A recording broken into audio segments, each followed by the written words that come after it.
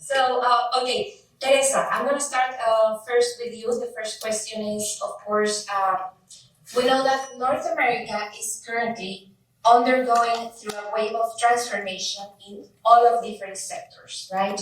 We have here energy, manufacturing, of course, a lot of public policies, of course, sustainability, technology. So, which trends or innovations do you believe that will be shaping the region's competitiveness in the years ahead? Hi. First of all, good morning, everyone. Thank you for having me. I'm so grateful to be here with you all. And I belong to FEMSA, and as you may know, FEMSA is a company, a retail company and beverage company that has operations across America and in Europe recently. Speaking specifically about your question, we as a company and myself, I dare to say we see a very optimistic future in terms of the trends for the region. We, with our OXXO brand, have recently invested in a chain of convenience stores in Texas, and it's been 1 year already. And what I could share from what we been learning is that there's a lot of opportunity about capitalizing what we are good at in operational excellence and all the processes that make a business such as OXXO scalable in other regions. And that is the type of partnerships that we can dare to say are the key to success of the whole region. For example, if we have this operational excellence, we partner with a very interesting market of consumers, and we analyze that, we test, and we define what is the customer value proposition that needs to be adapted to a specific geography. So there's a lot of opportunities that can happen in those types of synergies from one side. Other, let's say, general elements of what we're seeing in the region, the trends is demographics, also the geography itself. So we there's nothing new about saying that we are neighbors and we will continue to be neighbors. But if we acknowledge that role that we play as partners for every type of business that we are in, I think that's a competitive advantage per se. Being on a block of regions, in a block of countries where we are starting to see this shift of globalization to regionalization, where we can understand that the certainty that the supply chains provide for being next door, plus the energy sufficiency that we can, dare to say we have in the region, that those are elements that are key for success. So it's demographics, it's geography, it's energy, and that can be constructed as a competitive advantage in speaking in worldwide terms. In the other hand, I also think, even though we all think about political risk and the maturity of institutions in Latin America, that for sure could derail this competitive advantage we're talking about. But we think those countries that are able to ensure that the rule of law is in there and that they can take advantage of the opportunity and geographical position are the ones that are going to excel in this integration of the bloc. Amazing. Thank you for wrapping up all of those concepts. What do you think, Monica? How can you give us some of the trends? Thank you. Hello? Can you hear me? Okay. Thank you. First of all, I want to thank Ingrid, Astrid, everybody that is organized this event. I think it's amazing. Thank you so much for your leadership on this leadership event, the city of McAllen also for hosting us here. And well, I think we are in a very historical moment right now for North America. We are living, as you were saying, not only transformations in technological aspects, but in every way, right? So I think, first of all, the most important thing is to understand that we need to be together. North America as a region needs to be stronger in order to face all the challenges that we are looking at in the whole world, right? So first of all is that, and second of all, I think that in my expertise, for example, I think the USMCA is one of the tools that will allow us to do that.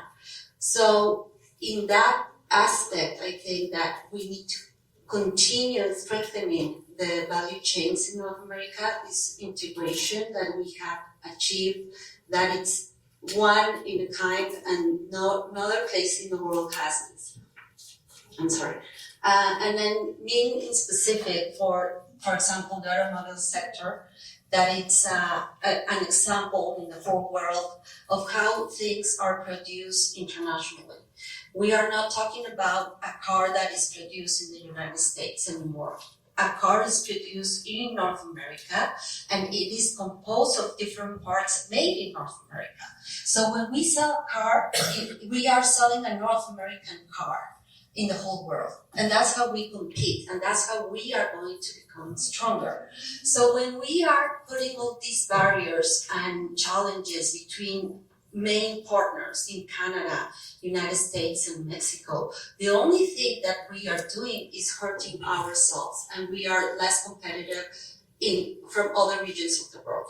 So here for me, my take on this is that we just need to be stronger. We need to be to understand what all the partners putting on the table. And I was looking at the statistics from last year. Mexico and Canada are top destinations for U.S. exports. Mexico has as U.S. the first partner, as Mexican exports. So, and also for Canada. So we are a bloc that it's better together.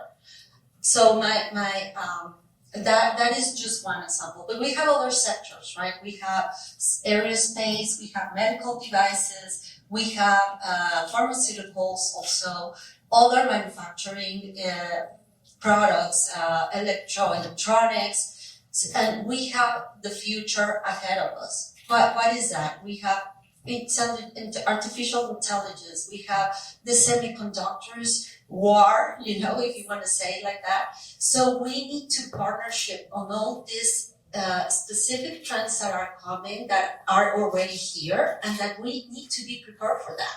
And how we do that? We just need to have more collaboration between our countries in terms of education, but specific careers for education. Right now, there's a very sad story in Mexico that all the careers that are fulfilled right now, the top of them are for lawyers, accountants, and business administration. I know businesses, it's something else for entrepreneurs, but lawyers and accountants it's a career that is eventually going to be obsolete.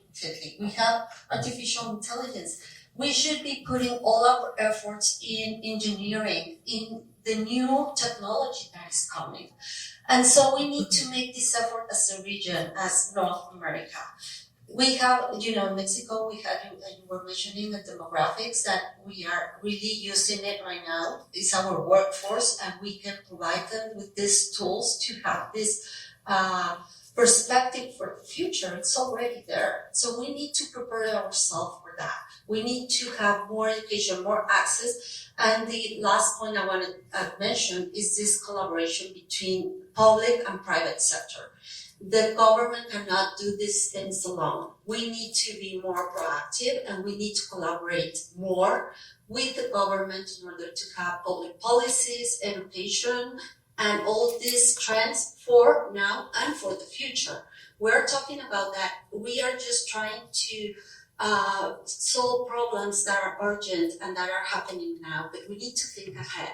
We need to have policies that are, we're thinking as a region, as North America, what is going to happen in the next 10 years, in the next 20 years. And if we don't have a plan, it's going to be very unlikely that we're going to succeed. If you see countries or regions like Asia, like Europe, they have plans for long-term specific. So we need as a region to have that. We need to continue the USMCA. We need to strengthen that free trade agreement and include more provisions that would allow us to be the most competitive region in the world, not for now, but for the next 20 years. That would be my thank you. Thank you very much for those thoughts. And I guess that there is example of collaboration. We have it here today across different industries and sectors, private companies, public sector, etc. So thank you for that, and that's a wonderful wrap up, like with the integration and collaboration. And next, Andrea, what can you tell us about these trends that you see in the upcoming years? Thank you, Adys. So I'm Andrea Figueroa, Benton, I'm Director of Community Relations for NextDecade. We have the Rio Grande LNG project in the Port of Brownsville. And I was born and raised in Mexico City, but I lived in Brownsville for over 25 years. So I'm more from Brownsville than anywhere else, but I do consider myself a binational woman. So this is very suitable, and I really do appreciate the invitation. As Ingrid, it's an honor to be here today. So NextDecade is a Houston-based company, and our only project is the Rio Grande LNG export facility that we're building in the Port of Brownsville. It's under construction. First operations will start in 2027, but this has been in the works for many years. I worked for the Brownsville Chamber of Commerce for over 5 years, and since then, in 2015, we had public hearings. There were 3 different LNG companies proposing projects to get started, and right now it's us, and there's another project that may start as well in the Port of Barraza, a lot smaller. But we, in terms of our project, it's big for our region, because of the number of jobs. But also, it's very important to note that it's a new industry to the valley. People still don't know what LNG is, so it's part of our job to educate the public on what LNG is. Now, talking about trends that I've been seeing in my capacity as Director of Community Relations with stakeholder engagement, is the number one trend is collaboration, regional collaboration and breaking silos, echoing a little bit what Monica was saying. I have noticed that a lot more recently. And this is really important for projects like ours because, we have 5,000 workers at the site, and it's gonna grow. And this is with our engineering procurement construction partner, Benton, which is also an American company. And they're the number one builder of LNGs around the world. But, we knew we were gonna need a lot of workers. And when we told Bechtel that our commitment to the community was having at least 35% local content in terms of workers, they said, we can do a lot better than that, because we know that in a lot of our projects in the Gulf Coast, Louisiana, and other parts of the world, the workforce comes from the valley. The valley is known for a skilled workforce. And so currently, we have more than 70% local content at the site. And the number one source of jobs is Brownsville. Of course, we're closer to Brownsville, but then followed by Edinburgh and Mission, McAllen. We have, Cameron County and Hidalgo County have almost the same percentage of local content for our site. And we consider local content 100-mile radius from the site. So that goes all the way to Falfurrias, Raymondville, and beyond. So it is a very regional project, and we could not do it without having that unity and collaboration. It's a more than $32 billion investment, private investment. So there's a lot at stake. And without that workforce, we wouldn't be here today at this stage. Another thing that we do in terms, in our capacity with engaging with the community is that we follow our corporate values, NextDecade's values, and two of them are transparency and diversity. So when we talk about that, we formed a community advisory board where we have leaders from different municipalities, we have superintendents, we have emergency services, nonprofits, veterans, community members. So we wanted to make sure that we had a channel of engagement with the community. And it doesn't mean that for people to be on our community advisory board that they have to support the project. That's not the reason. It's for us to be able to share project updates and to know what is it that the community wants to know. What are the questions out there? What can we do better? And for that reason, we formed other subcommittees in transportation and traffic, in education, in housing. Because, people were like, where are all these people gonna live? But since most of them are local, that has not really been a big issue. Although, we still want to make sure that there's, whatever is needed is available. So, those are ways in which we have collaborated with the community. Additionally, we have had open houses and LNG safety demonstrations. I've been with the company for over 3 years, since before construction began. And ever since before construction, we had open houses where we brought our subject matter experts and we had different stations so the community could ask questions. We brought a fuels expert from California to talk about LNG and share, LNG is basically methane gas that is used for cooking and heating and cooling, and that is cooled to minus 260 degrees Fahrenheit, so it's compressed 600 times and it's easier to export and transport. All our LNG is for export. And so that's going to strengthen our position globally, not only in the state, but globally, against other, to leverage the need for gas in other countries that don't have a supply like ours. Texas has hundreds of years of supply of gas. So, unlike Europe, Japan, Asia, Middle East has supply, but they're still one of our clients. So that they're diversifying their sources. But going back to our open houses, we wanted to make sure that we educated the public because we knew this was very new to the community. And since we've done more than 35 open houses, we've been very busy. We have reached more than 5,500 people. A lot of those have been students, and we've done presentations all the way from first graders to college, university, because we want our young community to get excited about careers in this industry. If they don't know what it is, they're not going to get excited and want to pursue. I don't think many of people in my industry in LNG or oil and gas started saying like, oh, I'm going to work in LNG. This is my first time working in the oil and gas industry. So there was a big learning curve for me as well. But we want to make sure there's those opportunities. And so when we work with the community, we want to make sure that we grow with them. And I think that is important in terms of trends and for economic development. We have, for example, programs. We have a NextDecade scholarship that we do in partnership with Star Scholarship Fund. But we're very specific as to the criteria that we want. Going back to STEM, we want to make sure that those recipients are in STEM-related careers, that at least half of the recipients are women. We want to make sure that we give equal opportunity. And we always make sure that we have like an equal amount of students from Cameron County, Hidalgo County. We've done it 2 years in a row. 25 recipients, and we always host a breakfast after they've been awarded the scholarship to make sure we meet them so that they meet our subject matter experts and they know what this is about, because they're the ones that study this, they're going to be the future. We also have internship programs where we want to make sure that we recruit. Our recruiters go to UTRGB and in Edinburgh, in Brownsville, and also they go to Texas A&M Kingsville and other areas. But we've had students from the Valley go to Houston to do internships, and we also have had students from the Valley at the site.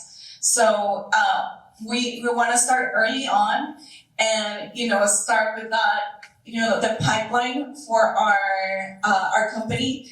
The LNG industry, the careers, there's a very limited market. Everybody's fighting within the same companies for the workforce, so it's important to have our own workforce sourced locally. So I think it's just we're in the right track, working together, the different entities, and just making sure that we hear what the community has to say. Well, congratulations to your company for all of the integration through the different, as you were saying, the different steps of developing not only the workforce, but also the community. That's very interesting. Thank you. Congratulations on that. And I have another question for all of you. And the next question is, each of you are currently holding a leadership role that is influencing how North America grows and connects. Which qualities or approaches have been the most essential in leading your teams or people in shaping partnerships either with investors or clients, and also in driving the meaningful impact that you are living in this community? Who wants to start? Okay. I was looking at me, so I'll continue. So in terms of leadership, I think, when I look back at my career, it's been a lot about, leading with purpose and adapting, flexibility, adapting to challenges. You're never ready for the next position. So, one piece of advice that I would give, everyone here is don't feel like you're going to be ready for the next opportunity when it comes. You're not going to be 100% ready, but know that you'll have the backup. You're not always going to know everything, right? But it's good to know that you can get that information, that you have the right support, you have the right team. Some of my colleagues that work with me at NextDecade are here, Daniela and Karem. And so, having the right team is very important. Having mentors and peers that support you, having that network really helps you get where you want to be, even if you're not 100% ready. Mentors help in a way that, sometimes you don't even realize things about yourself that, someone else might. I started my career, my first job was when I was at UTB studying, and there was a position for Spanish copy editor of the student newspaper. I was like, that's perfect. My first language is Spanish, and that was the perfect job for me. And so I went, I interviewed, and the student media director brings me in, and she's like, Andrea, I chose someone else for the job. And I was devastated. She's like, I want you as a reporter. And I was like, what? How can you ask me to write stories in English if that's not even my first language? She's like, no, I think you'd be really great. You have the qualities. And so it was really hard at the beginning. My first stories were all red, but and I wanted to quit, but she believed in me, and that made me want to keep going. So I did that for the rest of my career in college. That was my job, and then I was the Spanish editor of the newspaper. I was still a reporter, webcast anchor. So you never know opportunities where they may lead you, and whenever you start something, there's always things that you'll be afraid of, right? I started, cold calling and making visits and, traveling to other continents by myself. Always have trust in yourself. I know that you're there for a reason. And, going back to, if you're in a room, know that you're there, you're meant to be there. Never doubt that, because if you're there, and there's always that imposter syndrome, maybe going back, it's know that you're there for a reason, so don't doubt yourself. And so that's something that I would tell my younger self. Always have that trust in yourself. And for younger generations, I would just say, make sure that when you're climbing up, that you make space for others, so that you're not only breaking barriers, but that you're also building bridges for newer generations.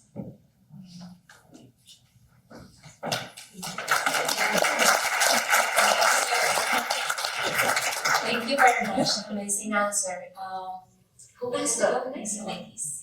Yeah, and I think in terms of companies going to other markets, we also have to think about having a lot of humility when you're going to another market. I mean that by being very culturally aware that you need to understand the way of work and the way of doing business in somewhere else, and also being certain that you can bring some value at the table, right? But in terms of bringing new concepts, we are always very conscious that a brand, even if there's a love for a brand like OXXO, you need to respect what the customer needs and what the customer wants. And in the US example for us, we have been doing a lot of research on what is this value proposition that needs to be on the store for our local consumers and adapt that value proposition to the local needs, to the local communities, and taking that into account is part of the key to have a successful project. And also there are many other areas of collaboration. Obviously, collaboration is key for making a successful step into a new country. And we think we are also very aware that we need to be a good corporate citizen and for example, being closer to the authorities and showing that we want to do things the right way to comply and all those signaling of doing things the right way. I think transparency obviously is part of that, but we see that in different areas of the business, also with our suppliers, creating these trusting relations on, okay, I'm new in here, but I have a reputation. I've been in the market for 130 years and let's walk together, no? And learn together. We've obviously had to adapt a lot of things, and so adapting is a key for every successful story. Being resilient is a natural soft skill that is going to be needed from now on everywhere, no? And so it's being capable of recognizing that you're comfortable with ambiguities, you're comfortable with uncertainties, but that's part of the name of the game most of the time. Excellent. Very interesting. Thank you very much, Teresa. And Monica? Oh, okay, sorry. I'll tell you a little bit of myself, I think, to answer this question. I have the fortune to work at the Ministry of Economy in Mexico, and I represented Mexico in various trade negotiations. I was able to represent my country at the WTO, not only international organizations, but also in other free trade agreements like CPTPP, Pacific Alliance, with the European Union, but also the USMCA. I think I did a good job because what we agreed on, or what was the outcome of those trade negotiations, was something that was good for Mexico and for other countries in terms of economics and trade, of course. But it was very difficult for me to do that. I was a young girl coming out of nowhere, basically. I didn't know anybody. And I was mostly the only woman in a world of men, leading trade negotiations with countries that were sometimes intimidating, with the European Union, United States, other countries. So at that time, I was a single mom. So it was a very, very hard, it was not hard. For me, and everybody asked me, how did you do that? I mean, I was traveling a lot, I had a little baby. I was only woman there in a world of men, basically, and trying to make a negotiation for my country, trying to make a statement of what was good for Mexico. So I see it now, and it was like, what did I do? I don't know. Sometimes I don't know what, but you are there, and I think a lot of concepts that were said here were so important to me. First of all, was it self-confidence. I don't know where I got it from. I think it's something that you just have. And I had a very good example, of course, my mom. But it is something that I wasn't afraid. I wasn't afraid of that. Maybe I was unaware of what I was dealing with, but I was not afraid. I was really confident of what I knew and what I wanted. And I think that is another thing. You need to know your goals. You need to know what you want to achieve in order to get there. So I knew my objective, and I knew I had to make my point. Of course, you have to make arguments, and you have to be intelligent of what you want to comply. You need to show that you are capable of doing that. So that was another thing. I had to study a lot. I had to study Mexican laws, but I also had to study the country I was negotiating with. Because I couldn't, how could you negotiate something if you don't know what they can do or cannot do?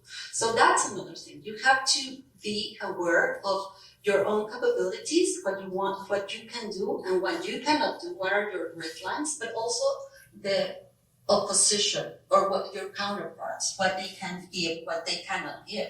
You cannot ask something that you know they cannot give. So in that, it was very important to have a preparation and have a team of people that back you up. And that's something that I think it's essential in any work or any team. You need a teammate because everything, it's a teamwork, right? So sometimes you are the lead, but you have to take that team and show their capabilities and, be a leader, not be a boss. I think that's a very important concept. A leader works together with the team. It's not just like saying what everybody has to do. And that's a big difference. Being passionate about what you're doing, knowing what you're doing, of course, you need to have a technical expertise in order to show others where you want to go and be an example of that. I think that was the most important part of me, that I was able to know and show my team what I wanted to do and have this kind of mindset, that very structured mindset of clarity of what you are going to achieve and how can you achieve that. You have a team and you know what are the strengths and weaknesses of some of your teams, and try to take the strength of those people in order to make a team, and that's how you can success. So for us in Mexico, we have very few people in the team in terms of in comparison to what was the team in the United States or Canada, for example. We went into a room to negotiate, and there were, the United States had 30 people, Canada had 30, and Mexico had 3. And it was really intimidating. And I was like, okay, we can do this, because we knew things, and we were able, with very little resources that we had, being able to have even a better outcome than other countries, right? Because we were passionate, because we had teamwork, we had a very, a support with everything that we made, also from our bosses. I knew what, if I was going to take a decision, my boss was going to back me up. So that it was very important as well. So I think those concepts are good, and also just in a personal matter, I was saying I was a single mom. I think everything is possible.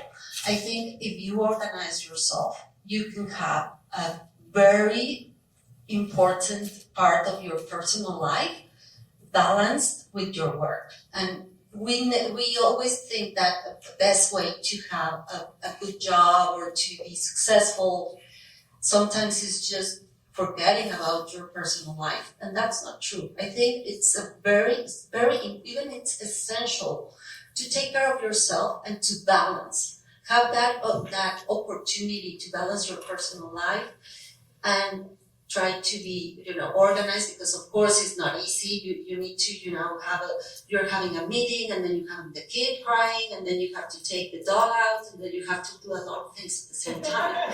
It's very difficult. And sometimes we feel like we're superwoman and then we can do it all. But you need to ask for help. We have, and that's also what I was saying. You need to surround yourself of a team of people that will help you. So, it's like, okay, your husband, your somebody can help you out. Don't be afraid of asking for help to, take care of the child, or take the child to the class, or, so you can have your meeting. Right now, as of now, my kid is sick at home with the flu, and my husband is taking care of him, right? So it's partnership. It's a teamwork. So do that also in your personal life. I think it is the best thing, so you can be the best leader.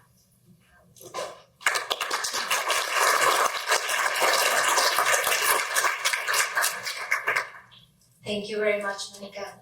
So I think all three of you basically mentioned relationships and confidence. We can summarize like that, very important. All right, so I will proceed. How are we doing with the time? Someone tell me, please. I don't want to be. Okay, let's move it. Thank you very much. So the next question will be basically for each of you regarding your specific niche, as I mentioned. And if you don't mind, I'm going to start with Teresa. And Teresa, we mentioned already that you have been leading sustainability and corporate affairs across industries and regions with Cemex to FEMSA, right? And also from that perspective, what have you learned about aligning the corporate strategy with sustainability in a way that it truly drives competitiveness in a long-term growth? Sure.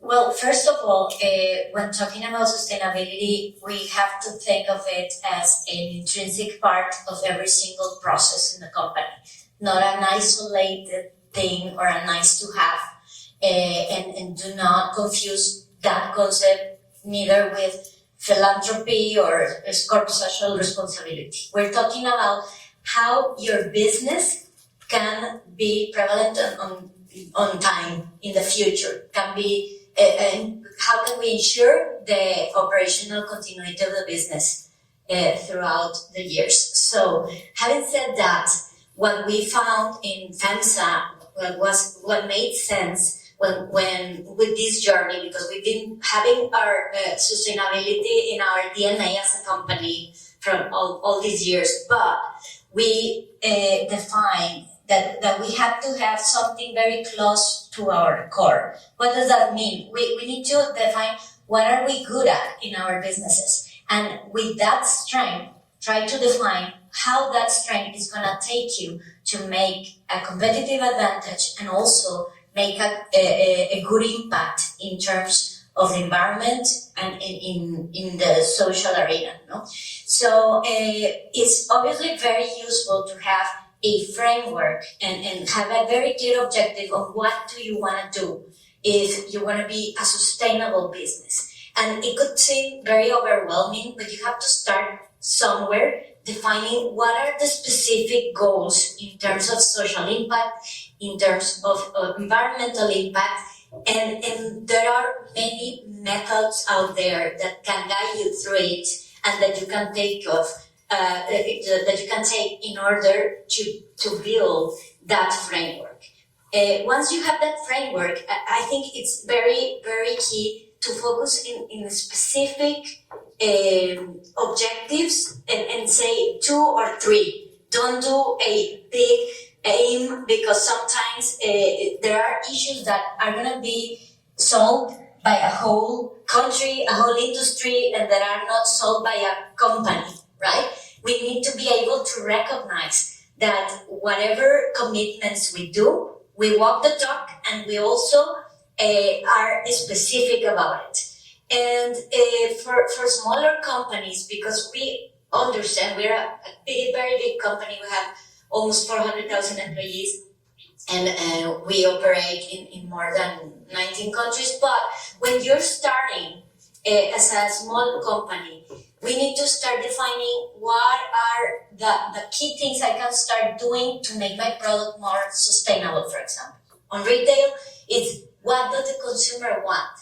If we want to say, hey, I have sustainable products, okay, but what is the consumer thinking about it? The consumer is willing to consume a more sustainable product, friendly with the environment and friendly in a social way, but is not willing to pay more money for this. So we need to be very close to what is your value proposition? What are you going to be doing in terms of doing more innovation, more research to really lower the costs of your supply chain, lower the cost of production. And I think it goes hand in hand with innovation. You need to be very close to what is out there in terms of technology, digital, and what are other competitors doing, so you can really adapt those innovations to every process and every design of each process, so you can really talk about being truly sustainable. And sustainability is not one area that is gonna say, hey, look what I'm doing and we're so proud of this. Sustainability at the end is a transversal capability. So it's going to be present everywhere, in marketing, in commercial, in supply chain, in operations, in strategic planning, and so on.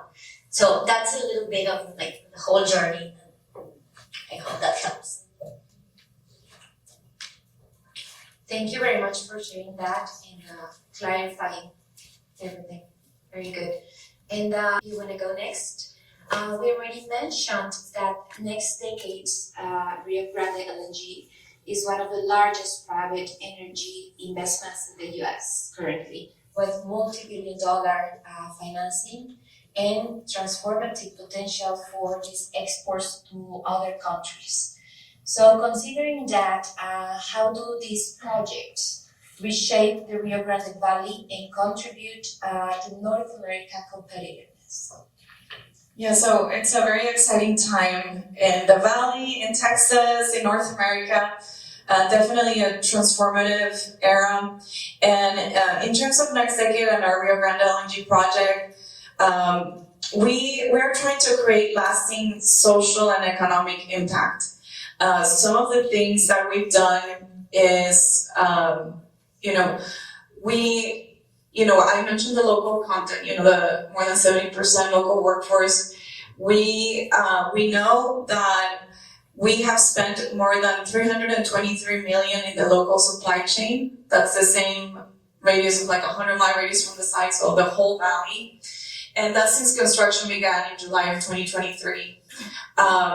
We have also done community investment. We spent over $1 million since 2023 in community initiatives, education, because we know that education is a very important part of that growth.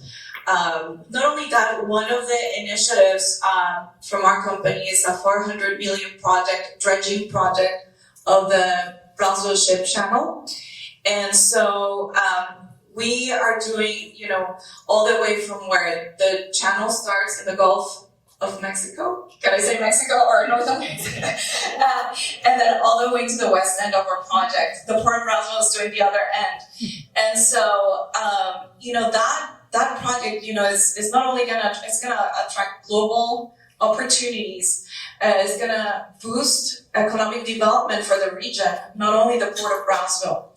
And we donated a fire engine to the Brownsville Fire Department for their station at the Port of Brownsville, not because we think that our facility is dangerous, but because we know that safety is important to everybody at the port. We want to make sure it benefits the whole community. We want to be good community partners.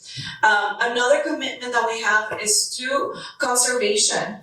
We have conserved in perpetuity more than 4,000 acres of land near the project, and that's more than 5 times the footprint of our project in wetlands, natural habitat for wildlife, ecological preserve. One of those projects is called the Miradores Mitigation Project, and what we did, instead of doing the traditional grass or to avoid erosion, our team actually built wetlands in an area that was dry, but that naturally should have been wetlands. So, it's things like that set us apart. Because we know that, in order to be successful, we want to make sure that we create lasting social and economic impact while doing it in a responsible way.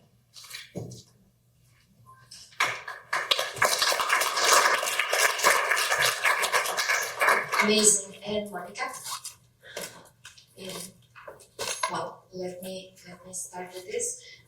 We already mentioned that you have been directly involved in the trade negotiations, and also, of course, we mentioned all of the treaties that where you have been involved, and also now facing global investors, right, in your day-to-day job.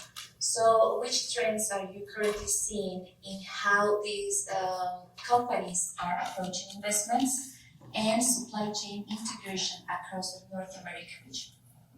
Thank you. I think right now we are, as I mentioned before, in a critical moment. Unfortunately, I've seen it with some of our customers that they are really uncertain of what is going to happen. Why? Because since January from this year, there has been so much uncertainty in terms of tariffs, in terms of the USMCA, in terms of how the relationship between Mexico and the United States is being implemented in other aspects such as security, migration, everything. So I have customers that they are just trying to wait and see what happens, right?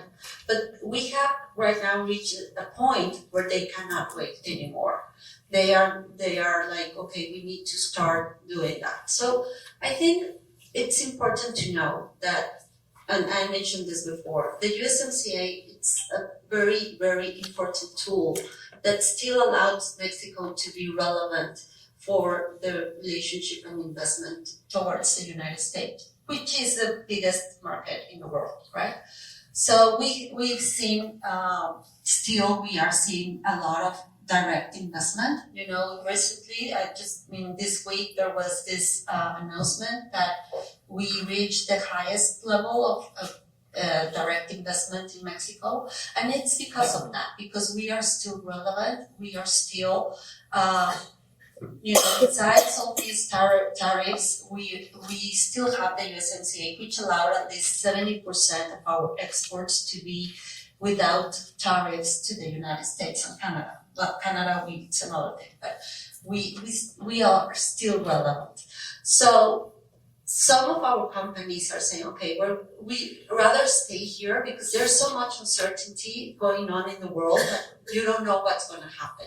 You don't know if the trade deal that was reached with the European Union, between the United States and the European, is going to hold, and for how long. The recent trade deal with Japan, they don't know if it's going to hold. Like, they have been just announcements, but in reality, we don't see specifics or anything, that it's really going to, it's just like a framework of what the negotiation is going to be. But in actual, the specifics, we don't know them yet. So many companies are trying to say, okay, well, at least Mexico still has the USMCA. And that's why we are still relevant. So I see that. I see that there's going to be a review next year.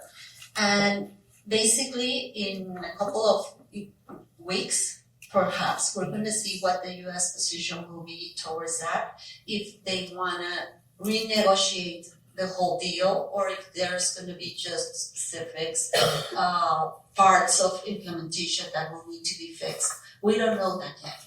But I think it's going to be very important to have this, and also to have a very strong position in Mexico. I was mentioning before that we are the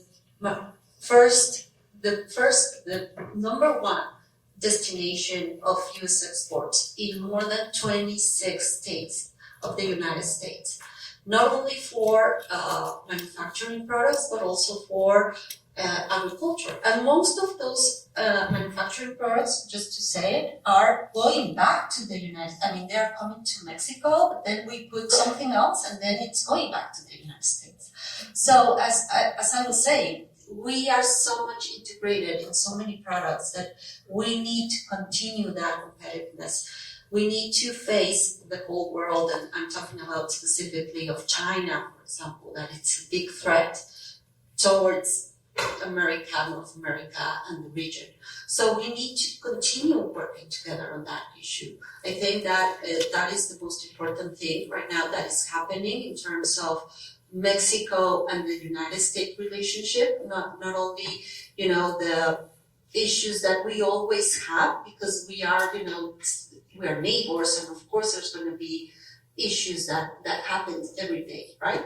But the most important thing, I think, for both economies is to understand that we are complementary, that we need each other to thrive through the world, just to say it like that. So it's very important what is happening right now. I think we're going to see in a couple of weeks, and I hope, as everybody that is working on their side, we need to make sure to talk to our politicians, to our government, how important this is, and to make our point that it's in interest of everybody to have this free trade agreement, which is, the most important one in the whole world, just to say it like that. So I think that will be it.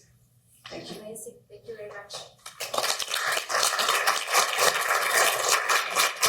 All right, ladies. I'm very sorry, but we just ran out of time, right?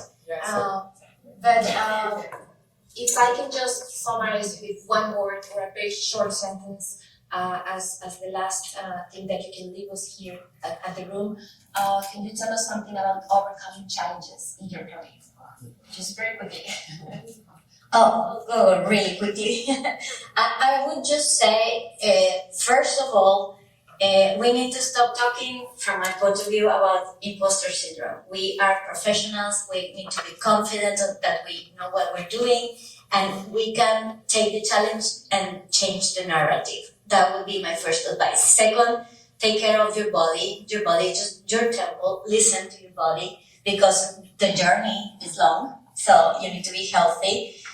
Third, I would say, and it's very important, learn how to say no to projects or to activities that do not align with your objectives. And I think for me, it has been really, really useful through the career. I have learned through the years to say no to things that are not the core of my objectives. And that would be, and enjoy the ride. Enjoy the ride. It needs to be fun. Of course. Thank you very much. Any short words here? I think the most important word is be resilient. Be able to adapt yourself to changes, and I agree completely with what you just said, so I would just add that. Thank you. All great things have been mentioned, but just to add is to surround yourself by people that lift each other up, and that you can know that you don't know everything, and it's okay. It's okay to be afraid, but know that you are surrounded by people that can help you with the answers, or that be confident in yourself to know that you can get the information that you know, and that you belong. If you're there, you belong. And, make sure that, when you're growing, like I said before, that you make space for others to grow as well.